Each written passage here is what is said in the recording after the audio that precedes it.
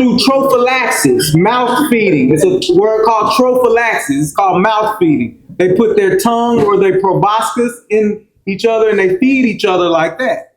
That's how the queen is fed, and that's how the drones are fed, right? Drones are freeloaders of the hive.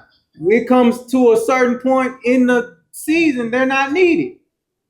The worker bees will say, hey, we don't need y'all around here no more. It ain't mating season. So we gonna take y'all. It's a sight to watch, guys. Like, if you just sit and never stand in front of the hive because you don't want to be in that flight path, right? So you standing on the side of the hive and you just looking, you'll see a worker bee dragging a drone out, dropping them on the front doorstep and going back into the hive. And the guard bees, right, jobs in the hive, the guard bees won't allow that drone to come back in because it's not season for drones anymore. Y'all with me? So the drones get kicked out. You know? So, you know, and then they'll end up dying out, but you'll know that it's prime bee season once you start seeing drone comb or drone babies in the hive. That's how you know that it's starting to be, they're about to swarm, they're about to, you know, reproduce, it's reproduction time. You'll start seeing the bees start to make drones, right? Drones are made, remember I said queens are fed royal jelly, all of their larval lives and all of their lives, period, right? Drones are fed royal jelly up into a certain point of this phase right here, right? You know, drones are fed while they're inside of the cell. Drones are fed a certain amount of royal jelly, which makes them a drone, right? But then they realize that, oh, this is just a drone. Then they cut them off on that, and then they just start feeding them. Well, that's when they cap the cell, and then the drone hatches out and becomes a drone. 5 minutes, okay.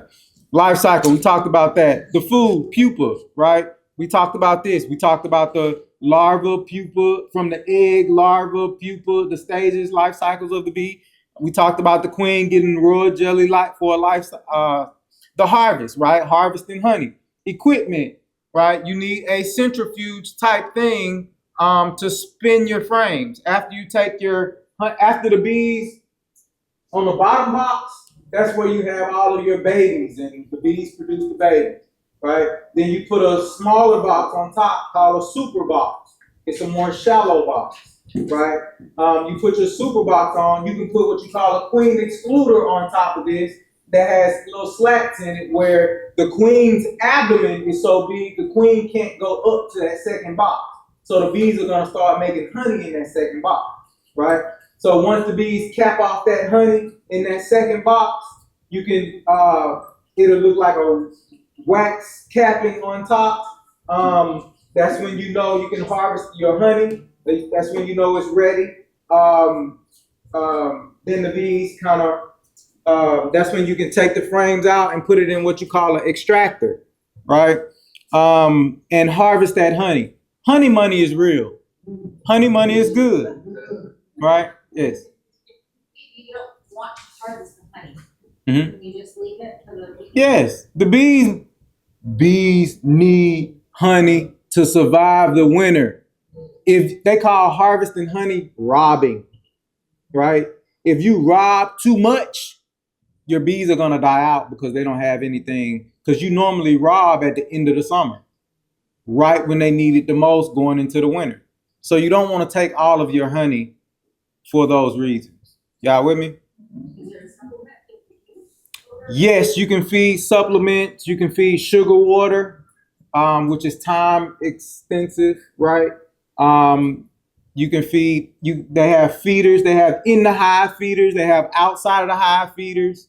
They have different types of feeders that you could use to feed your bees after you robbed all of their honey, if that's what you choose to do. I believe in natural beekeeping and trying not to take everything they got, leaving them with resources to survive on their own, you know. And then I'll go back. I'll try to make the bees strong enough I may take a couple frames, you know, and then in the summertime, and then in the springtime, when all the pollen is on there, I go back in the hive, and if they have any honey in there, I'm snatching it out because they got all the resources to make more, right? So I don't feel so bad when I do it that way, you know. That's what honey looks like. That's what honey looks like. If it's not capped, this is what I mean by say capped. That's not capped, right? That means it needs to be fanned. The bees will fan it and get it to a certain consistency, a moisture level. You know, they fan it to decrease the moisture in it, then they cap it. Okay. You know, this is the colony, you know, overwintering bees. Overwintering bees is what I talked about by providing them with resources like pollen patties or feeding them with the sugar water. You know, you doing a 1-to-1 ratio with sugar and water, and you mixing that together, and that's what your feed is. Okay, or you can have you can buy commercial feeds, but sugar water is sufficient. Um, as farmers, these are some of the flowers that you can plant that support pollinators. Yes, sir.